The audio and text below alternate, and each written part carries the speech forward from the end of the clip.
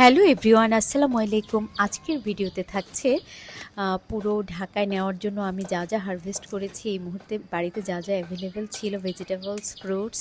আর এখানে আমি কিছু বীজ বুনে গিয়ে যাচ্ছি, যাতে হলো আমি পরবর্তীতে আসলে চারা করে সেগুলো আলাদা করে গাছ লাগাতে পারি। কিছু বীজ বুনে যাচ্ছি। আর এই যে পুরো ভিডিওটি দেখতে থাকুন। যারা কৃষিপ্রেমী, যারা বৃক্ষপ্রেমী, প্রকৃতিপ্রেমী আছেন, আশা করি তাদের কাছে ভিডিওটি ভালো লাগবে। যাদের ভালো লাগবে তারা অবশ্যই লাইক, কমেন্ট এবং শেয়ার করুন। প্লিজ প্লিজ প্লিজ দেখতে থাকুন পুরো ভিডিওটি। বেবিদের খুবই মন খারাপ, ঢাকায় চলে যাবে দেখে। আমারও মন খারাপ। এই অঞ্চলে প্রচুর পরিমাণে কাঠবিড়ালি সময় মতো যদি আপনি ফ্রুটস এবং ভেজিটেবলস এগুলো হারভেস্ট না করেন, তাহলে কাঠবিড়ালি খেয়ে ফেলে। যেমন আজকে হলো একটা আমরা কাঁঠাল পাড়তে গিয়ে দেখি একটা কাঁঠালের প্রায় অর্ধেক খেয়ে ফেলেছে কাঠবিড়ালি। তো এরকম দেখা যায় লিচু বা যাই পাকে, আম পাকলে কাঠবিড়ালি এগুলো সময় মতো যদি হারভেস্ট করা না হয়, তাহলে কাঠবিড়ালি খাওয়া শুরু করে দেয়। কাঠবিড়ালি অবশ্য দেখতে অনেক কিউট, খুব মায়া লাগে ওদেরকে ফল খাওয়া থেকে বিরত রাখতে। তা আমার একটু গলা ব্যথা, যেহেতু অনেক হইচই হলো, ঠান্ডা লেগেছে, জ্বর আসবে বোধহয়।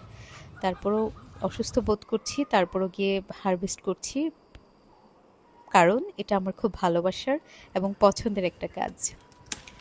আনারসগুলো নিতে পারিনি, আনারসগুলো হলো পরিপক্ক হয়নি। এগুলো আরও সময় লাগবে, মাসখানেক বা তারও বেশি সময় লাগতে পারে। সেজন্য আনারস একটাও নেইনি। এগুলো আরও পরিপক্ক হোক, তারপর দেখা যাক।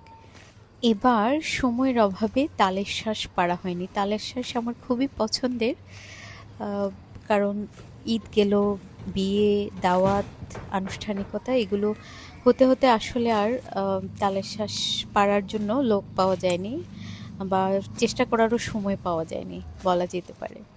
তো তালের শ্বাস আমার খুবই পছন্দ।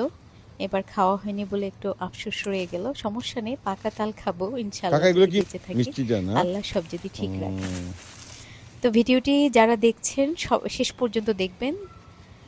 যারা শেষ পর্যন্ত দেখবেন, লাইক, কমেন্ট এবং শেয়ার করবেন, তাদের কাছে অনেক কৃতজ্ঞ থাকব। ভালো থাকবেন সবাই, আল্লাহ হাফেজ।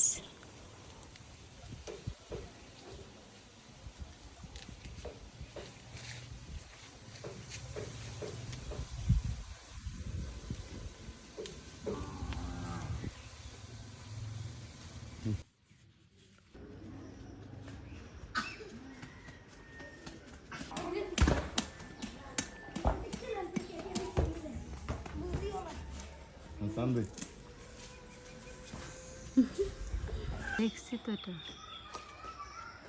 বিসমিল্লাহ।